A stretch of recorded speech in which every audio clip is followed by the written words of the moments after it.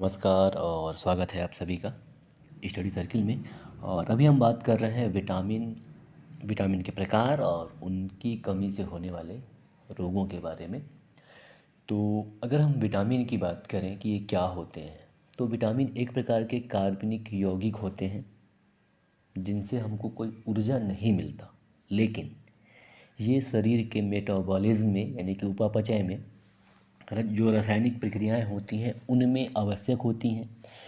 और इसके अलावा ये भी एक इम्पोर्टेंट फैक्ट है कि इनका जो संश्लेषण होता है वो हमारे शरीर में नहीं होता। सिर्फ विटामिन डी और के ऐसे विटामिन्स हैं जिनके संश्लेषण हमारे शरीर में होते हैं, और इसके वजह से इनको हमें बाहर से ग्रहण करना पड़ता है और ये हमें मिलता है खाद्य पदार्थों से।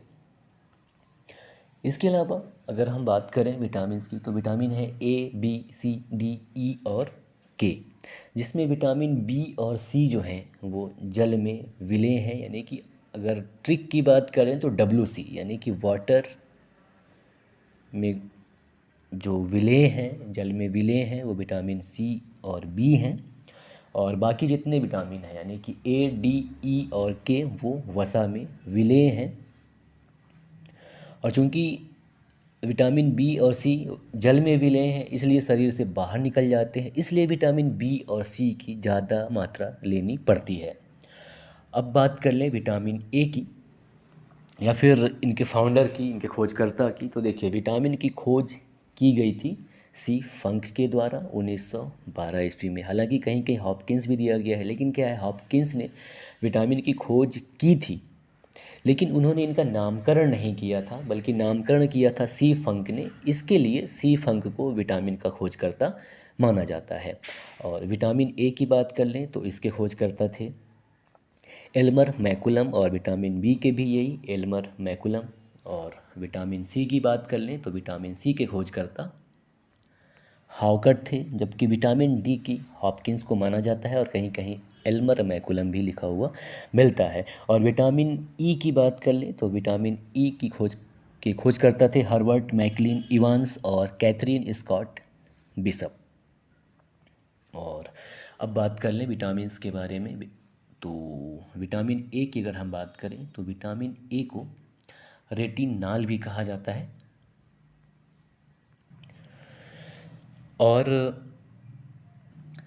विटामिन ए की कमी से रतौंधी बीमारी होती है या फिर आँखों में लालपन भी आता है। और विटामिन ए के जो स्रोत हैं वो हरी साग सब्जी हैं, और फिश ऑयल इसका बेहतरीन स्रोत है विटामिन ए का। और विटामिन बी की बात कर लें तो विटामिन बी को जो कि कॉम्प्लेक्स में पाया जाता है, तो बी को नॉर्मली थायमीन कहा जाता है और बी वन थायमीन है। तो विटामिन बी वन की बात करें तो विटामिन बी वन को थायमीन कहा जाता है, जिससे कि बेरी बेरी रोग होता है।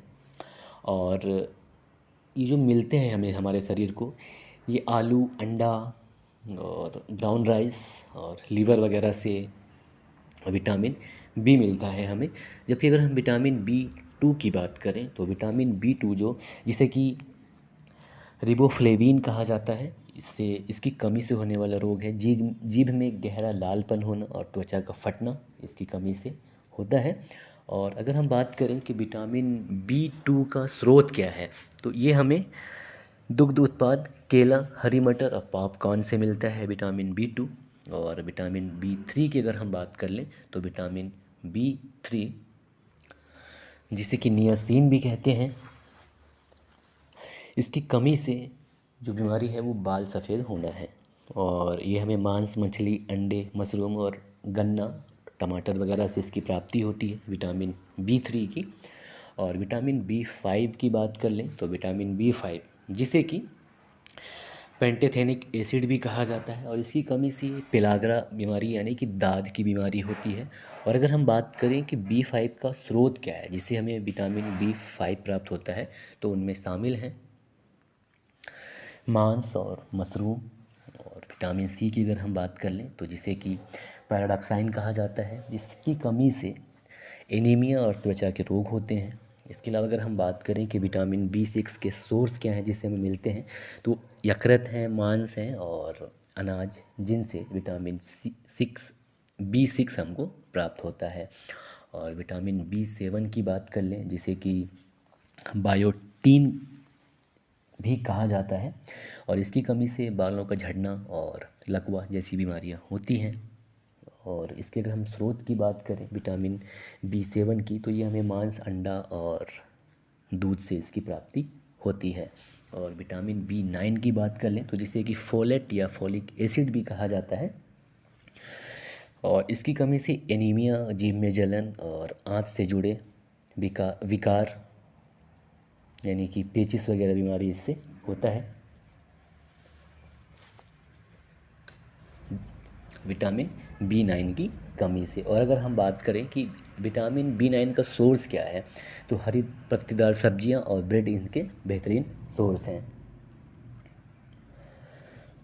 और इसके बाद जो नेक्स्ट विटामिन है वो है विटामिन B12, जिसे कि कोबालमीन कहा जाता है, और इसकी कमी से एनीमिया या फिर एनीमिया और पांडु रोग होता है। और इसका जो स्रोत है जिससे हमें विटामिन B12 मिलता है वो है मांस, मछली और दूध से बने हुए उत्पाद, जिनसे विटामिन B12 हमें मिलता है। इसके बाद नेक्स्ट है विटामिन C, जिसे कि एस्कॉर्बिक एसिड भी कहा जाता है, और इसकी कमी से स्कर्वी और मसूड़े का फूलना जैसी बीमारियां होती हैं। और विटामिन C के सोर्स हैं नींबू, संतरा, नारंगी, टमाटर और जो खट्टे पदार्थ होते हैं उनसे विटामिन C मिलता है। और विटामिन D की अगर हम बात कर लें तो विटामिन D को कैल्सीफेरॉल कहा जाता है, और इसकी कमी से रिकेट्स और ऑस्टियोमेलेसिया नामक बीमारियां होती हैं। और जो रिकेट्स है ये बच्चों में होता है, हड्डी से जुड़ी हुई बीमारी, और ये जो ऑस्टियोमेलेसिया है ये युवाओं में होता है, ये बीमारी जो कि हड्डियों से जुड़ी हुई बीमारी है।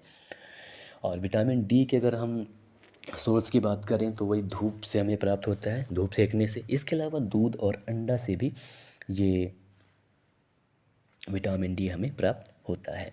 और विटामिन E की बात कर लें तो विटामिन E, जिसे कि टोकोफेरॉल कहा जाता है, और इससे जो बीमारी है वो जननशक्ति का कम होना और त्वचा संबंधी विकार इसके वजह से ही होता है, विटामिन E की कमी की वजह से।